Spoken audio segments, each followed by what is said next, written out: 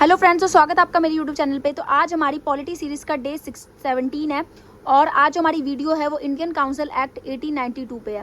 इससे पहले जो हमने पढ़ा था वो इंडियन काउंसिल एक्ट 1861 पढ़ा था। चलो स्टार्ट करते हैं। तो 1861 एक्ट में हमने देखा था कि इंडियन गॉट लिटिल प्लेस, उसको थोड़ा बहुत काउंसिल में जो है थोड़ा बहुत प्लेस मिल गया था, ऐड करा था, but only nomination, real power जो अभी भी नहीं मिली थी। जैसे कि हमने देखा था कि 1885 में क्या हुआ था, इंडियन नेशनल कांग्रेस जो है फॉर्म्ड हो गई थी 1885 में। तो कांग्रेस ने कुछ डिमांड रखी। क्या कांग्रेस की डिमांड थी?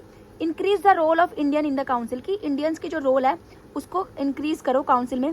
साथ ही साथ उन्होंने बोला कि give them the right to speak, उनको स्पीक करने का राइट दो, बजट करने का और गवर्नेंस करने का, इन सबका पावर दो उनको।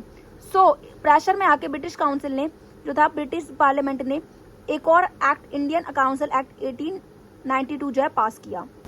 अब इसमें भी कुछ मेन प्रोविजंस थे। पहला प्रोविजंस क्या है? The number of a member has been increase. इसमें भी दोबारा से जो है नंबर ऑफ मेंबर्स जो है इंक्रीज हुए, मतलब कि number increase in both central legislative council में भी और प्रोविजनल लेजिस्लेटिव काउंसिल दोनों में ही जो है नंबर जो थे इंक्रीज हुए। यानी गवर्नर जनरल काउंसिल में अब 10 से 16 मेंबर जो है वो जुड़ गए।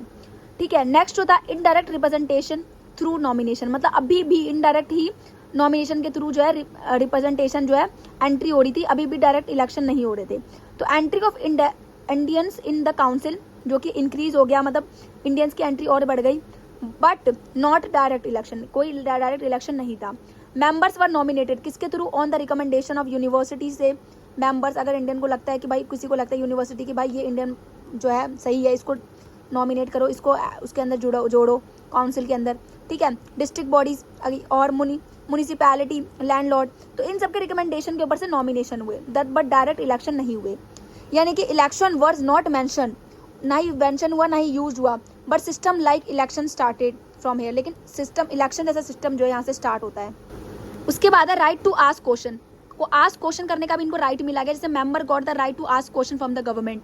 ठीक है। But there was a condition, लेकिन कंडीशन थी कि 6 days notice had to be given from the first, यानी 6 दिन पहले ही नोटिस देना पड़ेगा। अगर कोई भी सवाल पूछना है, अगर 10 तारीख को कोई सवाल पूछना है तो 4 तारीख को ही उसका नोटिस देना है कि भाई 4 तारीख को तुम्हें जो सवाल पूछना है 4 तारीख को नोटिस दे दो कि मुझे सवाल पूछना है। Supplementary question follow up not allowed, supplementary question जो है ये अलाउड नहीं थे। जैसे जवाब मिलने के बाद दूसरा क्वेश्चन जो है, काउंटर क्वेश्चन जो है ना, आपको जवाब मिला फिर आपने दोबारा से काउंटर क्वेश्चन पूछ लिया, तो ये सब अलाउड नहीं था। उसके लिए दोबारा से एक और नोटिस देनी पड़ेगी 6 दिन पहले। Means Indians got chance to speak but limited. Next है डिसीजन ऑन बजट, बजट वगैरह पे डिस्कशन कर सकते थे। For the first time member got the permission to discuss on the annual budget, but they could not vote on amend, but उसको change वगैरह नहीं कर सकते थे बजट वगैरह को, बस क्वेश्चन पूछ सकते थे और डिस्कशन कर सकते। Only discussion was allowed, not discussion making power, लेकिन पावर नहीं।